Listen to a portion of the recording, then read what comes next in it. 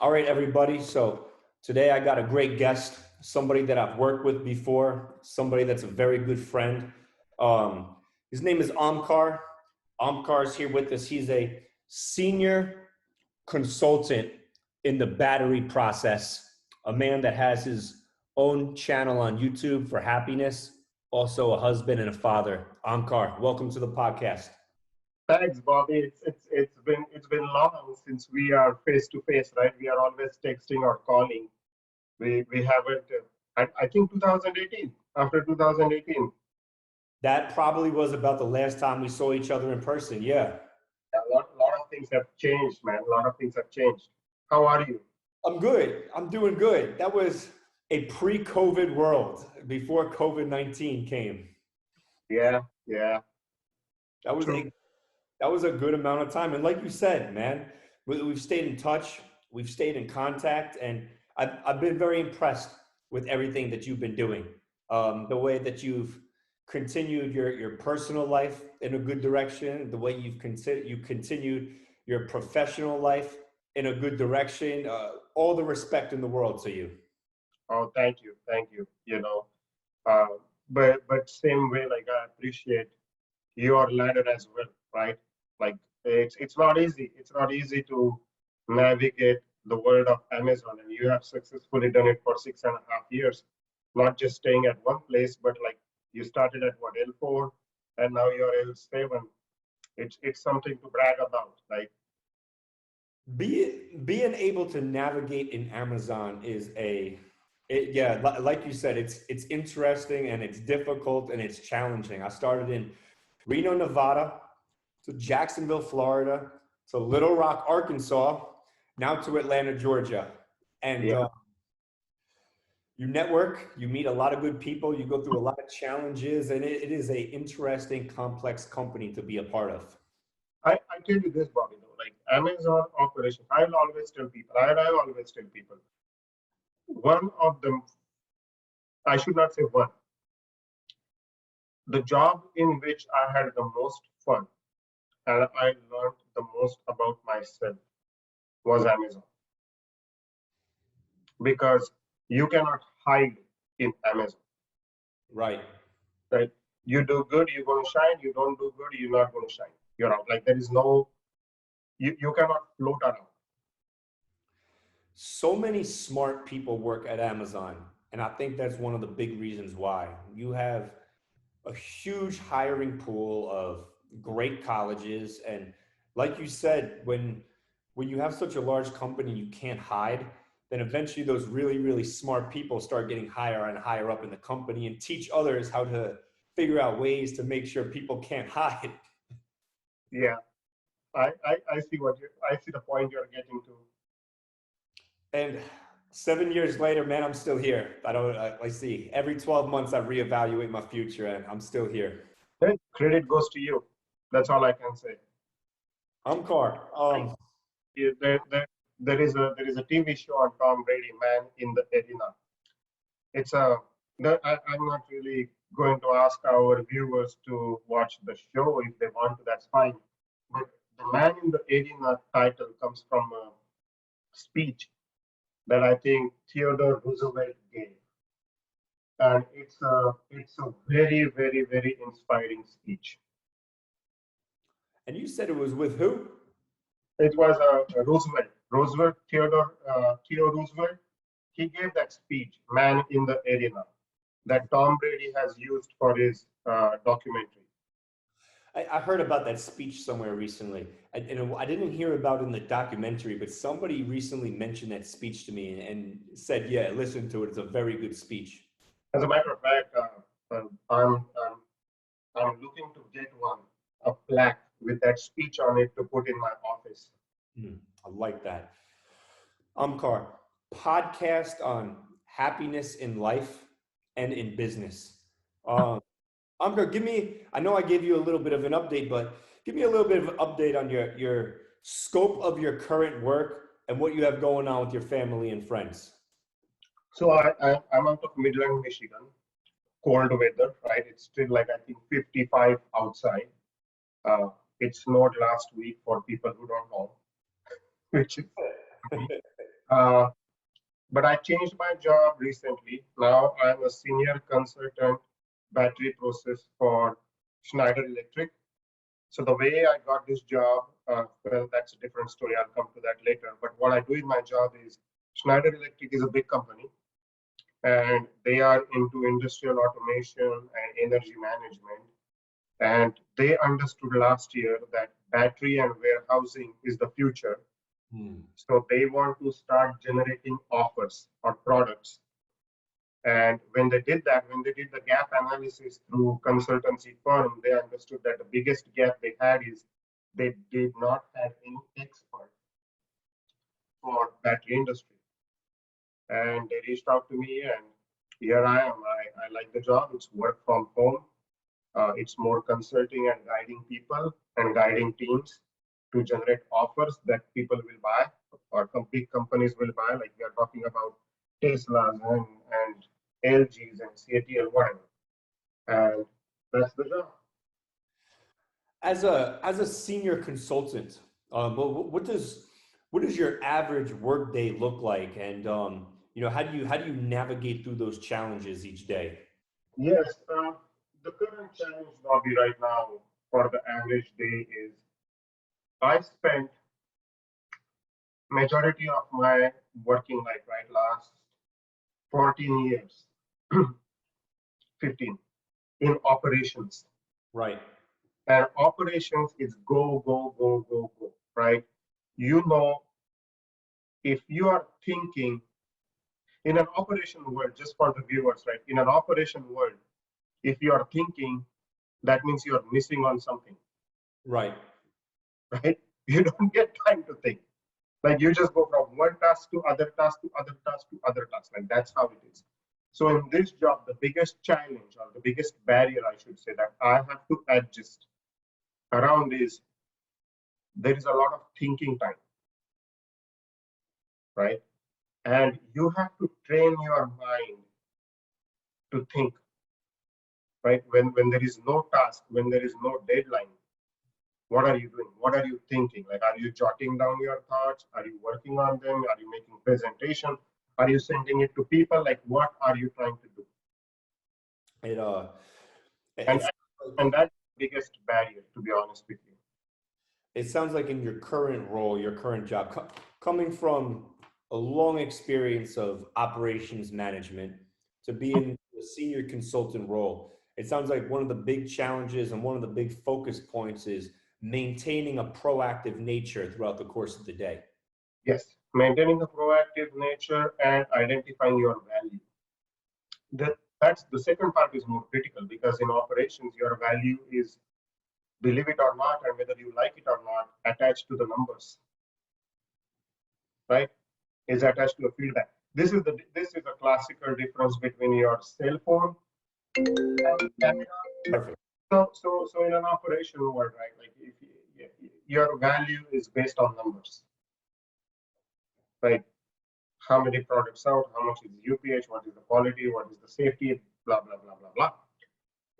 Over here, when you are tasked to be a thought leader and guide the entire company in a direction, now you have to identify what your value is because you might not get a feedback for years of what you have done, right? And at that time, you really have to be confident in yourself. You really have to understand, like, okay, what you know and what you are preaching is right.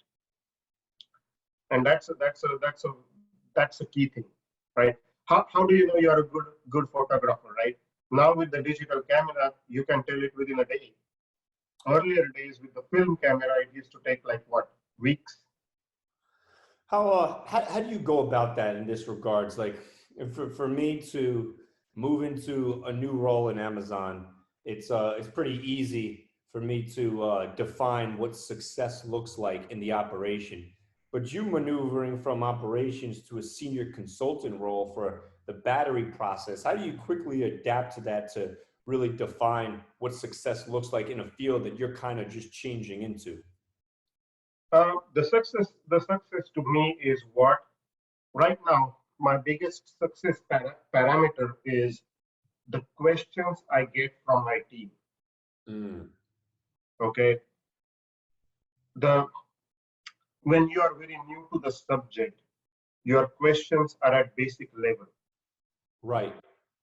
When you start understanding the subject, your questions start getting better, right? Whenever, Bobby, in this life, in this world, if you really want to know if the person knows what they are talking, always listen to the questions they are asking. Mm. Mm. Because a person who knows will always ask a question that's detailed. Okay. And my current barometer of my success is the questions I'm getting from the team I'm working with. Because if their questions are getting better and better, that means I'm teaching them better and better. That means I'm expressing my thoughts better and better. Yeah, I kind of like, I hear what you're saying, and I kind of reflect that to the current operations managers that I have underneath me. And some of them do ask some very, very good questions. And that's when a light bulb goes on in my own head that this person knows what they're talking about, or they just need to be shown the right way and they'll get there. Yeah. And some people will just try to fill the silence. Yeah, absolutely. Um, Omkar, success leaves clues. Um, what has helped you the most in an entry level manager position, and what has helped you the most now in a much more advanced manager position? Entry level managerial position, what has helped me the most is I was never shy of making a mistake and taking new steps. Right? There is a difference. There is a huge difference between being a manager and being a leader. Mm. Okay, and if you focus on being a leader, you will make mistakes at a managerial level, but you will learn fast. Right. But if you try to be the best manager at entry level, I'm talking about, right? It's a downward spiral because you can be a good manager, but not a good leader, and you see this all the time in sport, right? There are coaches who have never played football, Mm. and they are excellent coaches Right. because they are good leaders. And all they had to do was learn the X and O's, and there you go, right?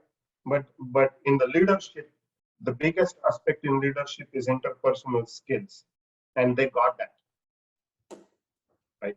But when you look at at the flag end, like I should not say flag end, but at an advanced level, right?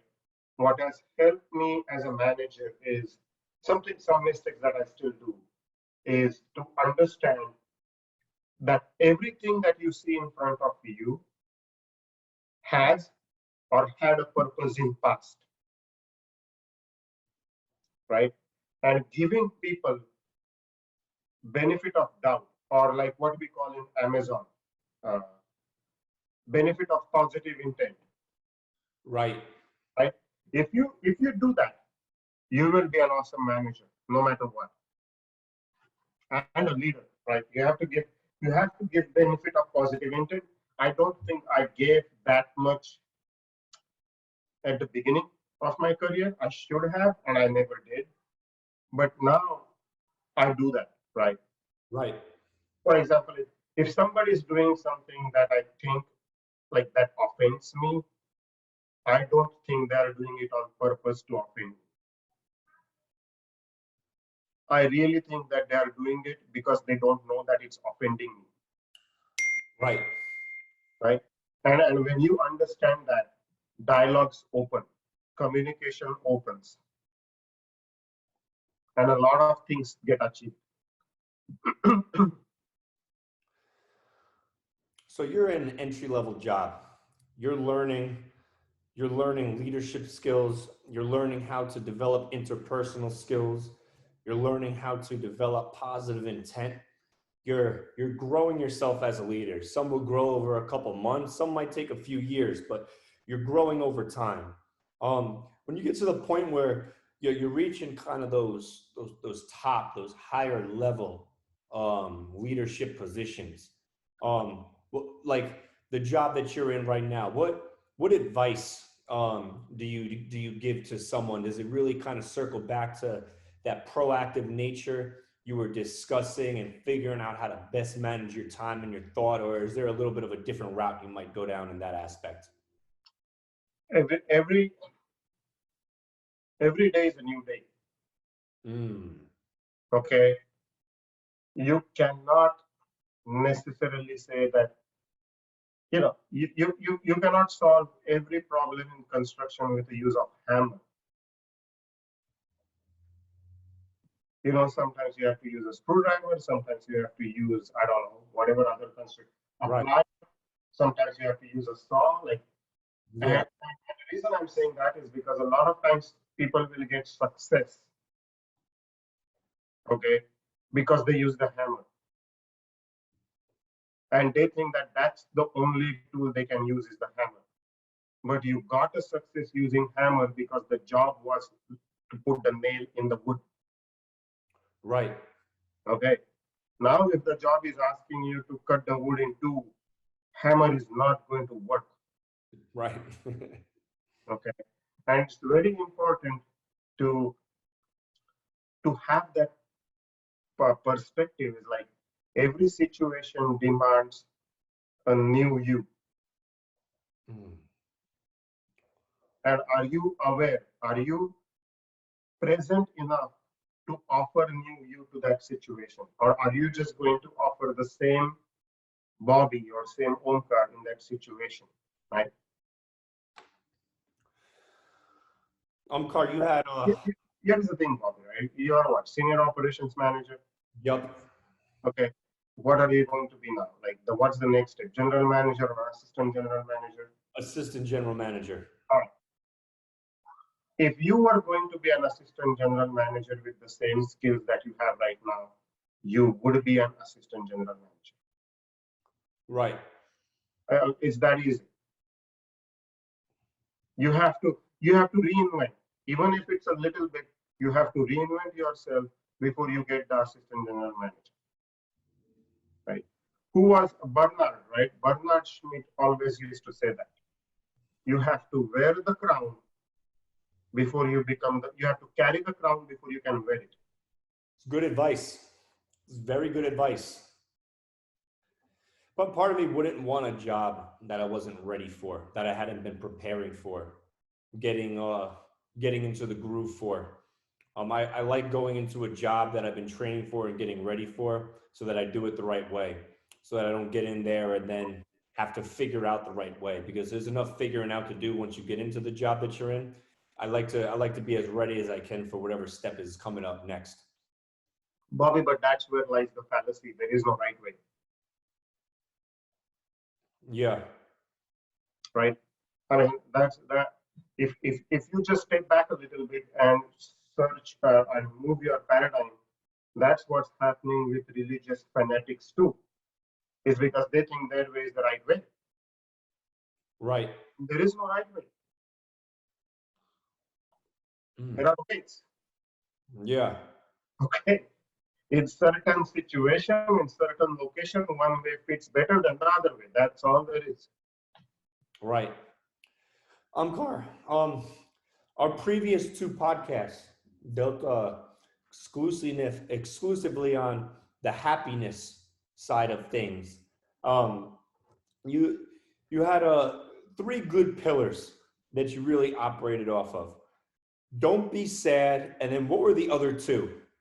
Don't be sad. Focus on yourself and don't compare yourself to others. Omkar, walk me through those three, because I think when you focus your mind and your attention on those three pillars, a lot of happiness really does come out of that right there. Yeah, so don't be sad, right? At a very basic level, it looks like, duh, we know that. But people don't know that, right? Because I'll give you an example, right? If you are going through a sad situation and you are listening to a song, right? Now that song has the sad thought process for you. So whenever that song comes on, that's the sad thought process that comes on. Then Right. don't play that song. Right. Okay. This happens all the time when I look at like people who have gone through breakups. It's like, well, they will go to eat somewhere and we used to always come here. Then why the heck did you go there? Yeah. Right? Don't do that. Yeah. Like, like, stop it. And it's easier said than done, but that's where the other two principles come into picture. But the initial aspect that people need to know is like, you don't have to be sad. Okay. Uh, like don't get into that thought process that I'm always going to be sad. Like, no, you don't have to be. Okay. And well, especially when you are sad, don't try to fight it. It's like the whirlpool in the water. Once you get caught in the whirlpool, there is no point fighting. You know Right. the best way to come out of the whirlpool is To go with it. go down and come up. Yeah. Right? Just go down. It's faster, and then just come out because the whirlpool ends at a very shallow level, anyways. Sounds Right? like if something is habitually making you sad, do what you can do to avoid doing what that habit is. Yeah. The second thing is focus on yourself, right? That's where the first one also comes into picture is like create some habits that will make you happy, right?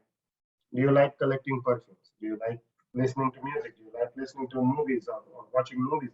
Do you like to run? Do you like to work out? What do you like to do? Do it. Okay.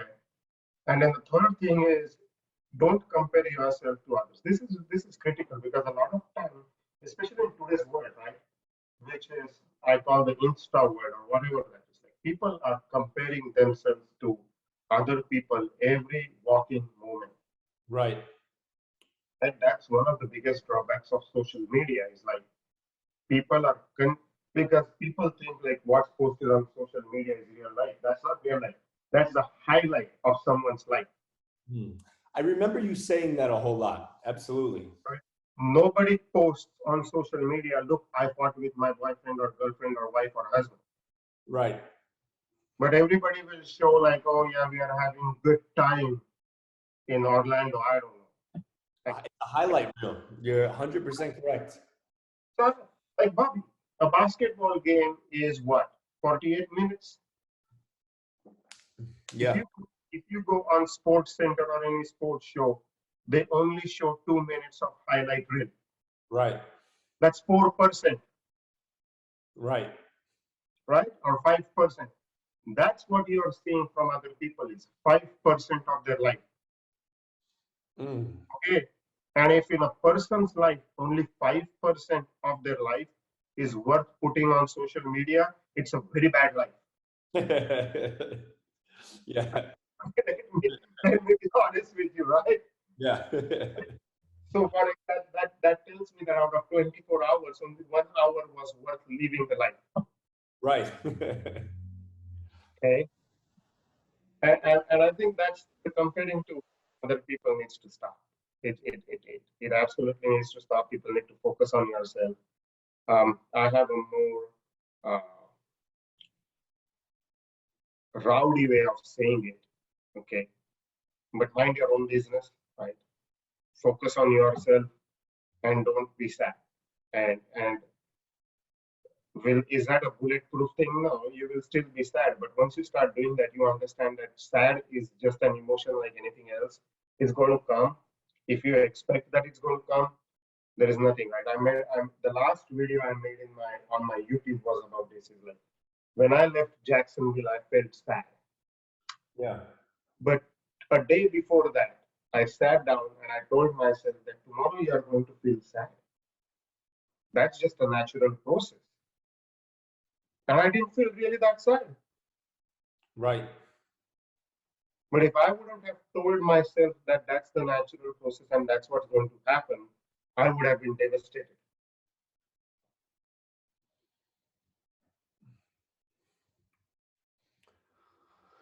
I think um, when it comes to looking at those three pillars right there, it's not like you're going to spend 24 hours a day dwelling on those pillars there.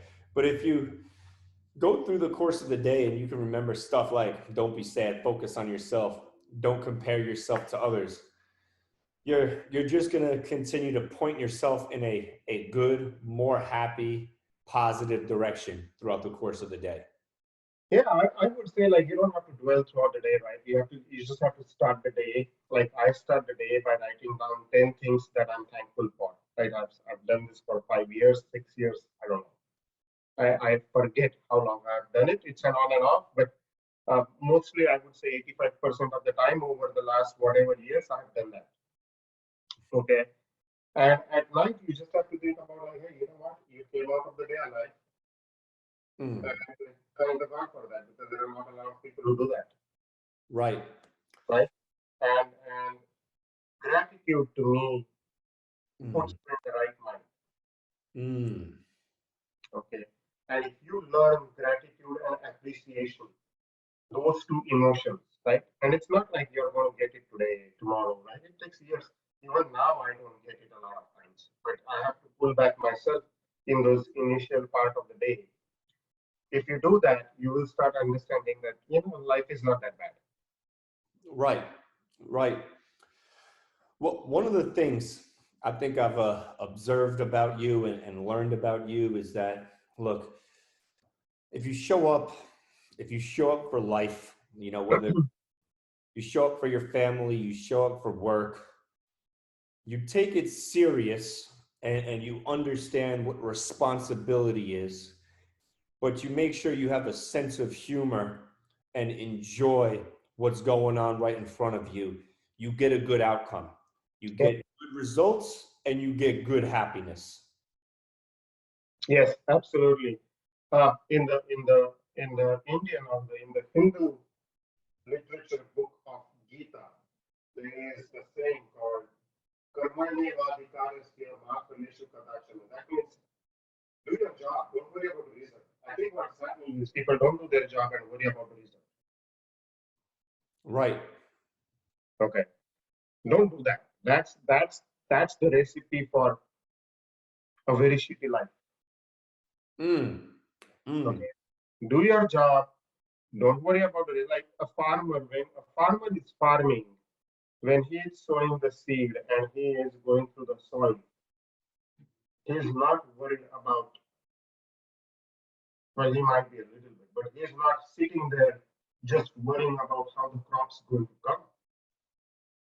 His 100% focus is in massaging the soil and putting the seed because he knows that if he does those things 100%, the crop will come.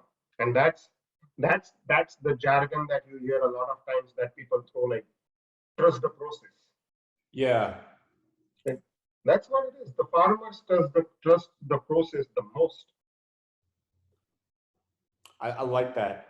Trusting the process there. Um, Omkar, finding happiness at home and finding happiness at work. What tips or advice would you give towards both of those right there? Mm, That's a very good question, Bobby. Finding happiness at home is you need to have alone time. Mm. A lot of times I will ask people like what your hobbies are, and people tell me my hobby is watching movies or my hobby is spending time with family, which is a big bullshit because then that's not your hobby. Right. That's a collective hobby of a lot of people. You know what I mean? Yeah. You should learn to be happy on your own. Mm-hmm. And once you learn that, home or work doesn't matter. Mm. Like when people say like, oh, my hobby or I like to be happy when I'm around family, that tells me that they are giving their happiness to someone else. Now Their happiness is in someone else's hand, and that's a disaster. Because today I can say good things about you, Bobby, and you are happy. Tomorrow, if I start saying bad things about you, you won't be happy. Right. Like, what is this? That's a good comparison right there. Really, really finding that internal happiness by being by yourself. Not that you have to go sit in solitude for a month straight, but just figuring out what it is that you like to do and that you enjoy doing. And then at Yep. that point there, you'll have no worries about ever losing your happiness. So I'll give you an example, right? And our viewers don't have to do that, but I just want to give this an example. Like last year, somebody introduced me to a game of golf, and I really liked it. Right? It's 2 hours by What? yourself for What was your that too? golf. Mm. golf. So this year, I got a membership, not an expensive one, a cheap one that where I can play unlimited during the weekdays, right? And I took it walking because now I'm on the course all by myself, walking for 2 hours. That's me. That's my time with me. And that gives me immense pleasure. My phone is away. I'm not on my phone. I'm not a good player. Half the time I'm in the forest trying to look for the ball. Right? But, but, but that's 2 hours Yeah. I have for myself where I'm in the nature, walking, listening to the birds, having sunshine on me. That makes me happy. And the more I'm happy over there, the better I'm at home and at work. Right. That's like your charging station. I go there to charge. I'm charged now. Now it pulls me for 24, 48, 72 hours, whatever it is. Mm. Uh, at work, I mean, I don't think you can ever be happy at work 100% of the time. But works to a certain degree. If you're in corporate America, work's a requirement. You have to go there. There's some people that don't have to work for a variety of different reasons. But if you have to go to work, where can you find a level of happiness in work? You have to be real with expectation. The biggest killer of happiness at work is your own expectations. Hmm. Okay. And you have to be honest with yourself about expectations and then communicate that honesty or that feeling or that thought with your supervisor. Like, hey, you know, I know you want me to run this stowing station at whatever 250 or 300 UPH, but I cannot. I think it's an unreasonable expectation that I should do it within a week. I can do it within 3 weeks. Right. Okay. And I think that's where the problem is the amount of mental negative. And I tell this to my wife because my wife started working at Amazon, and I'm like, Right. I forgot about that. That's don't don't don't put yourself a lot of expectation on yourself. Like the more perfectionist you are, and the more expectation you will put on yourself, there is going to be an issue. You have to manage expectation. I think that's the biggest barrier and a challenge that people have, and that's where the third principle of happiness comes into picture as well, is like don't compare yourself to others. Mm. Where Bobby is right now, it took him 6.5 years. Mm. You're not going to reach there in a year and a half. You might, but don't put that expectation on you. But the smart thing about what you just said to me is that where Bobby is right now, it took him 6.5 years to get there. I tell you what, Omkar, if I were to start tomorrow with Chewy or Wayfair or some other company, I'd hope that I'd start as an area manager, right at the bottom, learn my way up. Because where I'm at right now with Amazon, I built up 6.5, 7 years of knowledge with the company, so I can do a lot of stuff just naturally because I've put in the time. If I were to go somewhere else, I'd like to start nice and low and work my way up to learn that company inside and out. So whenever I get to wherever I'm at, I know it good, I'm comfortable, somewhat happy there to go. And I think that's key, Bob, because a lot of people don't get that. Carl, when we talk about final words of advice for others in happiness, and we'll have plenty more podcasts in the future. It's a weird day and age where social media is so dominant. Life can be a little polarizing. People can feel caught up in their days. If you're just giving some advice to the average person that might be looking to find a little bit more happiness in life, what would you say to them? I'll guide them to the three pillars. Don't be sad, focus on yourself, and don't compare yourself to others. Especially on focus on yourself, Bobby. I like to say something like every day try to see like what did you do for yourself? Because at the end of the day, that's the only reality you have. Yeah. In the famous words of Walt Disney, everything else is figment of imagination. Mm. Okay, like there is whole quantum physics that talks about there are multiple universes at the same time, and I'm not going to get into the details of it because I sometimes have experienced, sometimes have not. So I really don't know whether it's true, whether it's dream, whatever that stuff is. But like ask yourself like what you have done for yourself because recently I did a workshop on breathing. Mm. Okay, how to breathe properly. There are techniques like in ancient Hindu and yoga literature. That's where the course came from. And Mm. I did that. And one thing that the teacher told us that I knew, but it goes away from your mind is breath is the only thing you have. Your life starts with breath. Your life ends with breath. Right. So if Yeah. you are not doing it properly, that means you're not treating your life properly. Bobby, it's worth thinking. I have seen people without arms and legs. I have not seen a person without breath. Right. Well, I have, and those are called dead. Mm. Mm. You know what I mean? Absolutely. I uh I, I I really like the breathing techniques. There's a lot of times when like you're stressed out, your breathing starts to get more and more shallow. You start Yeah. breathing less oxygen circulating to the body. I like that you brought that up there. Great Disney quote, real good Walt Disney quote in quantum physics. That's interesting stuff. That definitely worth a talk on another podcast. I'm Carl on your horizon. What's on Yeah. your horizon, man? I know some people can check you out, go into your YouTube channel. I'm sure you got something new coming on there soon. But what else you got on your horizon over the next couple months, year or so?